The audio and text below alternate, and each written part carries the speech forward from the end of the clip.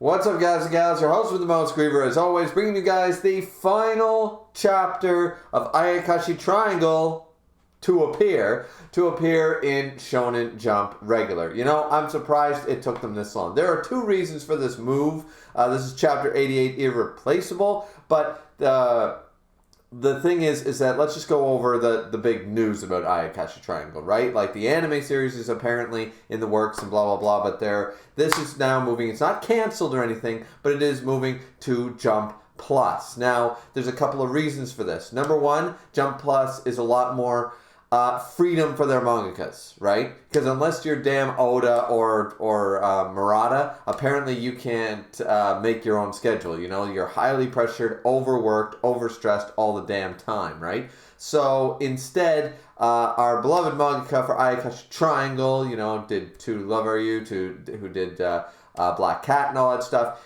is now moving to a 3-week schedule, and the fourth week being a break every other time, right? In all honesty, I expected it to go the monthly route or the bi-weekly route, but apparently it's going to go the One Piece schedule. And that's totally fine. That's perfectly acceptable. I'm good with that and stuff. Now, this is, of course, just a rumor. We're going to see how the schedule goes out. You know, things are being confirmed all the time, but that's the current information that I got. Whether it's true or not, I have no idea. The other big reason for the move is I'm surprised it took them this long. Are you guys not? How did this thing survive in Shonen Jump? It's borderline. I know it was blocked behind an 18-plus wall, and I have an account and everything, of course, with Viz and stuff like that, so fine dandy. But the fact that it went on this long, it went on like 30, 40 chapters with the 18-plus barrier, you know? And it's kind of like, well, wait a minute now. Why is that even in that magazine to begin with? You know what I mean? It doesn't really make a whole lot of sense in that regard. I know that it's all about the money and stuff like that, but they're literally moving it from one department to another department. It's still in Jump. It's just Jump Plus, where they will be able to show even more of them titties. Now, this is coming from the guy who just recently decided to shave, and I got to get rid of the porn stash because this is looking really bad talking about them titties with this thing growing on my face. But you know what? A caterpillar under the nose is not leading me astray with this one. That has got to be one of the big reasons, you know? Before we heard about the, you know, just being overworked, not used to being on a weekly schedule anymore from the manga and stuff like that, we all knew that this move was going to happen because they were pushing that envelope like crazy. This is borderline hentai. It's crossed between, this is more ecchi than the stuff that I certainly remember when I was first discovering new animes and seinen and more adult mangas and animes and stuff. There was ecchi, and then there's this. This is just borderline. We're getting into that like softcore H category, right, with this stuff. And it was only a matter of time either way. So, you know, but for the final chapter, chapter 88 here, let's just say really quick, it was all right. It was all right for the final chapter. I like how they sort of ended it off with the festival and stuff, sort of like a bit of a, you know, howdy doody farewell, you know, from Shonen Jump sort of idea. The chapter was very appropriate in that way, sort of. I feel like this chapter was more meant for chapter 89, chapter 90 sort of idea, but being the last chapter, I think, in the regards to being in Shonen Jump, it was just sort of molded into this way, sort of rushed with the plot line that instead of going into the details of Suzu figuring out that, you know what, and we knew this was going to happen. I already said this, that this was going to happen sort of idea. Not so much in this way, and I don't exactly like the direction they took it, because even little girl true personality or true Ayakashi medium, whatever, little girl Suzu is sitting there going, like, I did not see this one coming when the chips were down, right?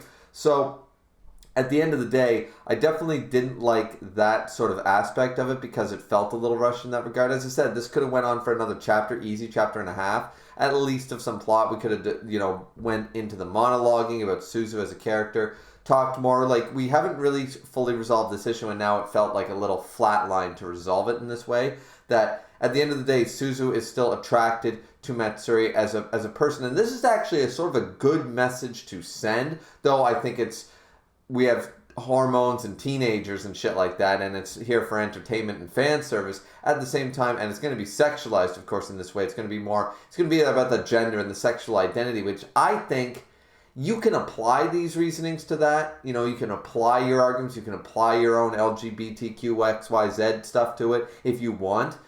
But I think it's much more simplistic than that. I think it's very much simply, this is skin deep. This is only skin deep. Yeah, I've got the porn stash right now, but my wife, she might laugh at it or something like that. Hi, honey. She might laugh at me for it, you know, looking like this, but she doesn't love me for my mustache. You know, she doesn't love me for my hair. You know, she doesn't love me for my eyes or, you know, my skin or my teeth or whatever. You know, she doesn't love me for my voice. She loves me for in here, right? And I think that this didn't come across correctly. And there has been the themes of the LGBT and the gender swap stuff, you know, in these type of manga more and more occurring, of course, because the issues are out there. But I think this chapter is simply saying love is not simply skin deep. It wasn't presented as well, but that's the way I took it. It's not about Suzu coming out as bisexual or something like that. Because I saw comments like that, like, oh, Suzu confirmed to be bi-curious and stuff. Like, that literally is not the case here. I didn't read that in at all. I read, that's not what she said. She said that she was in love with Matsuri as a girl as well.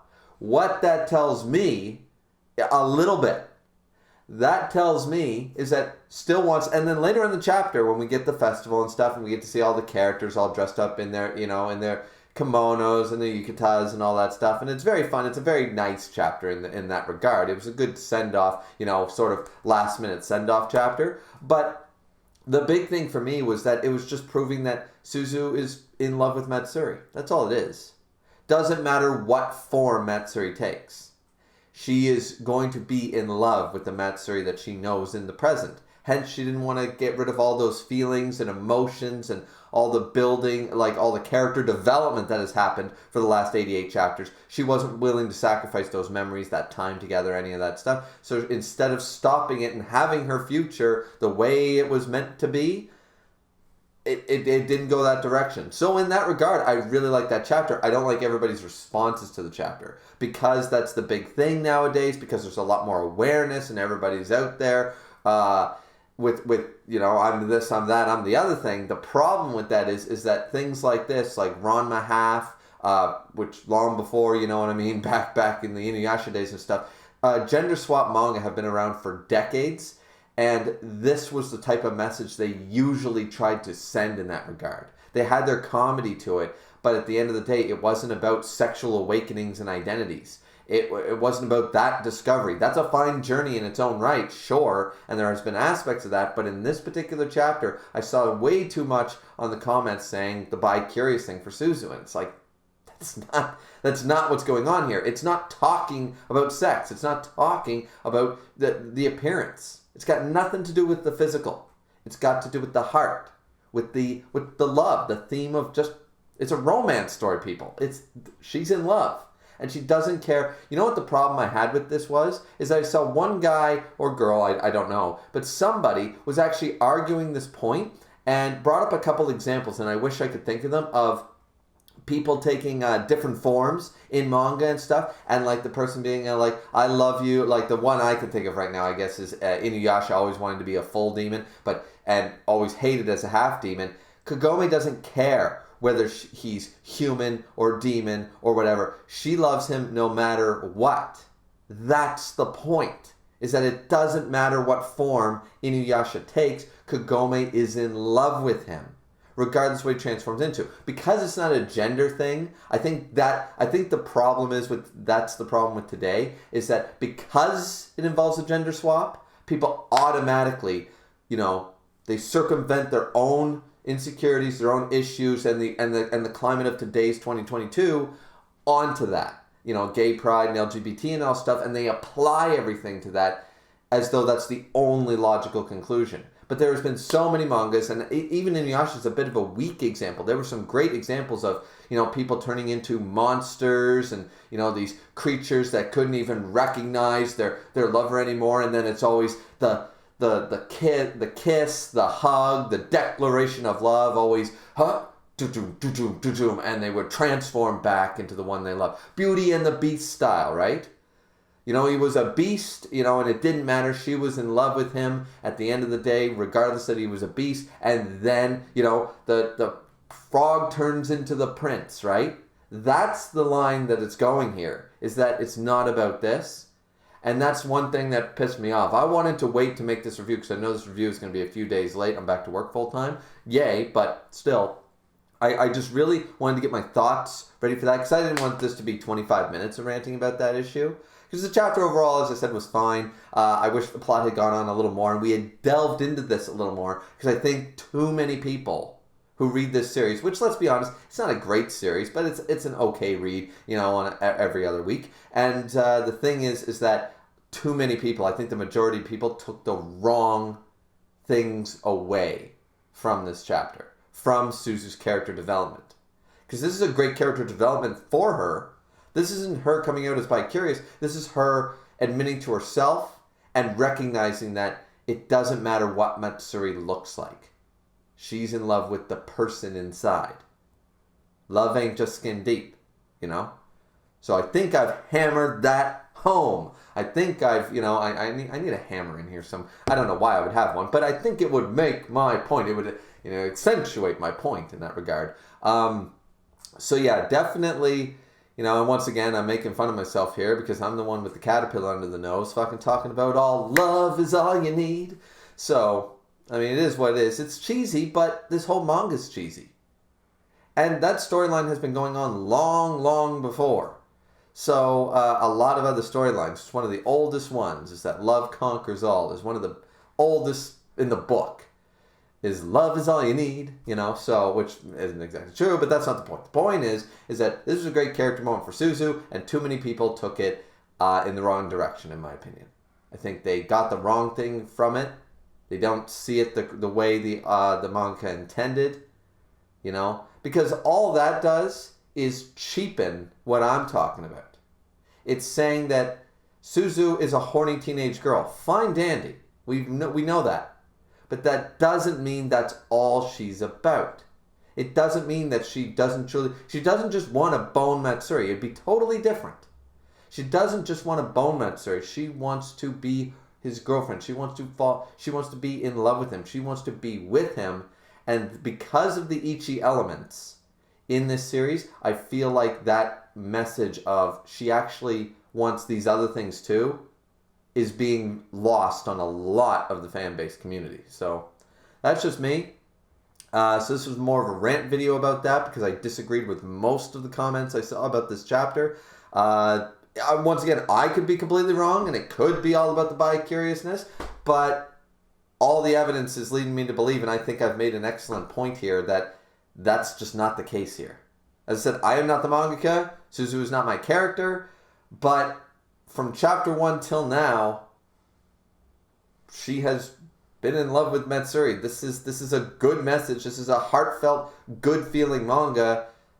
That is a theme in so many love stories. I don't know. Maybe it's both. I'll go at least that far. Maybe she is getting a little bi-curious about it, you know. Maybe, but I don't think that was the point, you know. So, because she didn't say, I'm sexually attracted to Matsuri as a girl. She says, I'm in love with Matsuri as a girl as well. So, you know, take from that what you guys will. I just think, you know, as I said, I had to collect my thoughts on this one and stuff, so I apologize how late this review is. As I said, kind of busy this week. But anyways, hope you guys enjoyed. Like, comment, and subscribe. I still will be reviewing the series. They'll probably be later, though, because translations and stuff like that. I don't know where to get Jump Plus. I am part of the Ayakashi Triangle Discord, so I'll just have to keep an eye out for when they release theirs, turn some notifications on or something like that, just so I have the ding that goes off, you know, so I'm going to be like, oh yeah, the chapter's open. Okay. So I'll still be reviewing it, assuming that I can get a hold of you know, the chapters. But this is the official last chapter in Shonen Jump. So, what did you guys think? 88 chapters of borderline hentai. What did you guys think of its run in Shonen Jump? Let me know down in the comment section down below. Don't forget to like, comment, and subscribe. Fourth and most importantly is that I'm going to go shave this. I really am. It was just a fun gag for going back to work to have the dad stash. But anyways, yep. So other than that, but really fourth and most importantly is to drink, but responsibly, water, as I always do. And we will see you guys back here next time for Ayakashi Triangle Chapter 89. Looking forward to it. Hope you guys are too. See you back here next time. Bye-bye.